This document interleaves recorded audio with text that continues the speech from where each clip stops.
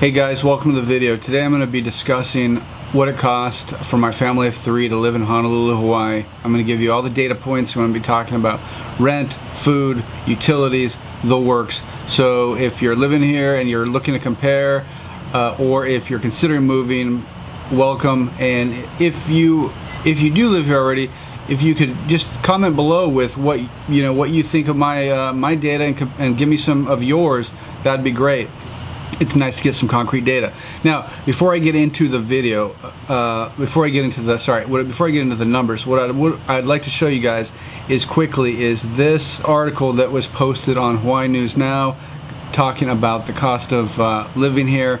And this is a study that was done by the federal government. And when they talk about very low income, they're talking like you're eligible for food stamps type of income. And there's low income, which is kind of like lower middle class, and then there is very low, which is where you're pretty much eligible, from what I understand, for stuff like Section 8 and that whatever.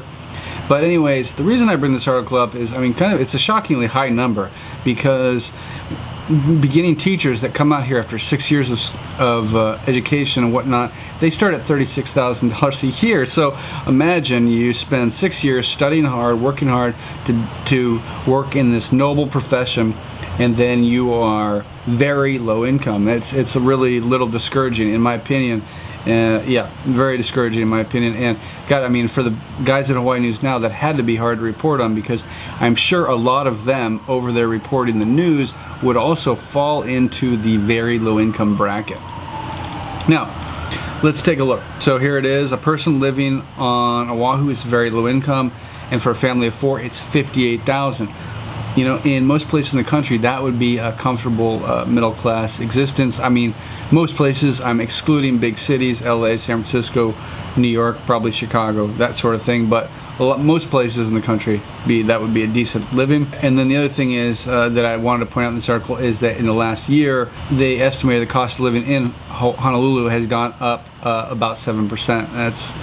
Which is pretty crazy. And and one last thing I'll mention: minimum wage here is $10.10, and they say if somebody is here working for minimum wage here, $21,000, that's half of what they consider very low income. You are not gonna make it. You're just not gonna make it. Anyways, okay, so let's get into my numbers.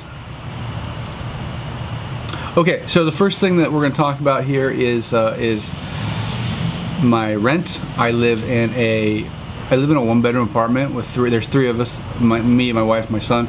Now, for a lot of people, that would not be acceptable, but for me, I chose to live right in the middle of the city. I pay a little more in rent, but I also get to take the time that I would normally spend commuting, and I get to hang out with my son, do other things, pick up side work, ride my bike to work, that sort of thing.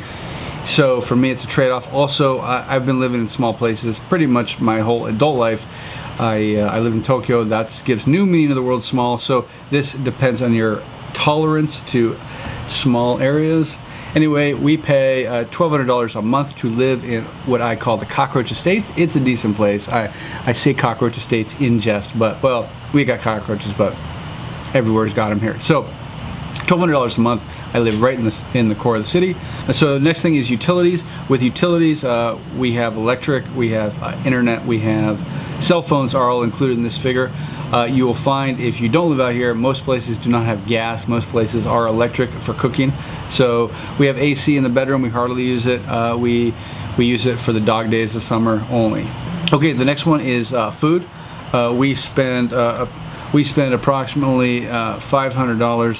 We budget $500 a month for food. That includes eating out. Basically, we don't have a special diet. We don't eat vegan. We're not GMO. It has to be so on and so on. We eat healthy, but we are flexible, which is pretty important, I think, just in general living here. It's very tight, I'll admit, but some months we actually go under, some months we go over, but generally we get close, but never over. And what we do with any money basically that is left over from one month, if there's money left, we roll it in the next month. So if one month we only spend $450, then the next month we will take that $50 savings and roll it into the next month. So we will always try to build a little pad there if we can. Okay, next is entertainment. Entertainment is stuff like entertainment, like going out, doing whatever.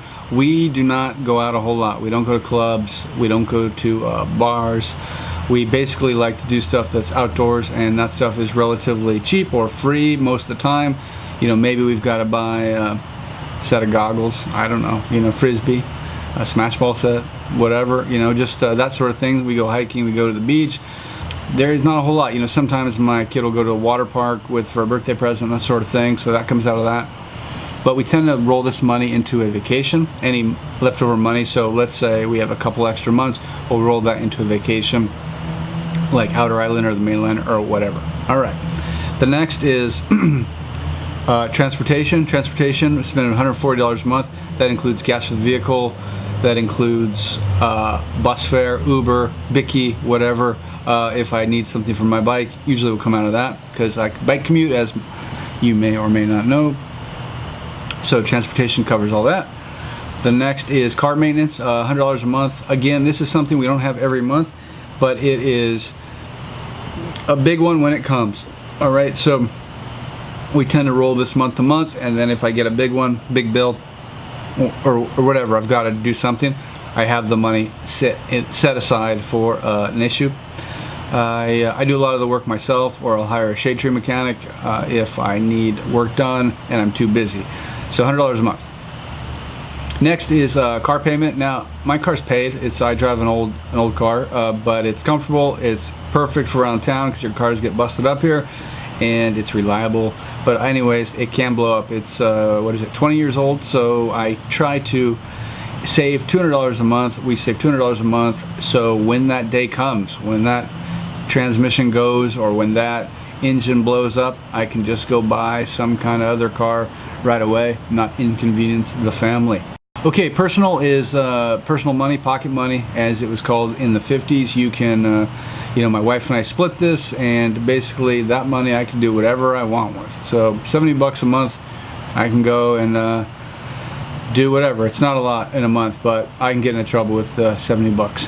But yeah, so that's what it's for. Okay, vacation. Vacation is exactly what it says. With this, obviously we roll month to month, and sometimes we go up to the North Shore, we do some house sitting or whatever, and we use that money for that. Or sometimes we save this for outer island trip or a mainland trip, but we like to get off the island, you know, a couple times a year if possible. So we save this for that. Membership fees. This includes Costco, Amazon Prime, and we have Xbox Live also. It comes up to about 250 bucks a month. The reason why we even have this is because sometimes you'll go into Costco and then your membership expires. Happens once a year, right? And then you end up paying an extra 65 bucks on the spot that you didn't plan for, which is always a bummer. So this kind of prevents that from happening. Laundry, where we live is coin laundry, so we save 20 bucks a month in quarters. So that's that. Taxes. If you have a side gig, I've got a couple side gigs. I'm a 1099 employee. I save this. I also use this money to pay the tax preparer to do my taxes. I've had trouble with taxes in the past, so now I just leave it to a professional with the I would just leave it to a professional, and so I save 150 bucks every month, and that covers usually the tax bill and his preparation fees. So that's what that's for. College fund, gotta, you know, invest in our future with the little guy. He'll be supporting us when we're old bastards ready to die. So that's 100 bucks a month. We save. I keep saying I, but it's really we. Everything is teamwork. So 100 bucks a month, college fund for the little guy. And if he's not going to go to college, which is totally cool and possible, maybe he can use the money to start a viable business or something along those lines. Okay, so that is it. And so the total cost for all of this comes out to, where are you? $3,070 a month. That's what we need to sustain this basic lifestyle that we have in Hawaii. Now, there's a few things you're not going to see on there, and I left them off intentionally. One is any pre-existing debt, credit card payments, that sort of thing that you have to make. That's obviously going to vary from person to person, so I just left it off because I try, as you can see, I try to live on cash. My wife and I, we try to live on cash, so we do not use credit cards whenever possible. We always try to pay everything in full every month. Okay, stay in the green. Cash is king. There is definitely some truth to that. The second thing you're going to not see on there is health insurance. This is a big one. I get health insurance through my work. My work subsidizes it, so it's not really an accurate figure, and I don't know what health insurance costs on the open market. So that is something you will have to add to your figures when you're coming. And the other thing I didn't add is savings for ourselves. I had the college fund for the little guy, but I did not have our personal savings. Again, this is going to be a wildly different figure depending on your age and what kind of lifestyle you want to have. You know, I think I'll always be happy with a relatively simple lifestyle, but it is really important, no matter who you are, to save for your future. I don't need to tell you this, I'm not a financial advisor, but you don't want to be eating dog food or depending solely on the government when you become old, because, well, let's face it, the government is not the greatest at managing financial programs. So that's it. $3,070 is what it costs for us to maintain our lifestyle here in Honolulu. As you saw in that other article, the outer islands are cheaper to live in, but I also feel like, you can see them here, 96 where I live is the most expensive in the state, but what I feel is that it also provides the most earning potential. You know, maybe again, if you have a remote job, online job, you know, it's totally different. That's why I'm just sharing my experience, and I hope you guys find this this useful. Yeah, and please share with me your experience. It'd be great to get some feedback. And again, thanks for watching. Please do leave a like and consider subscribing to the channel if you enjoyed the video or that sort of thing. So anyways, thanks again for watching, and I'll talk to you soon. Aloha.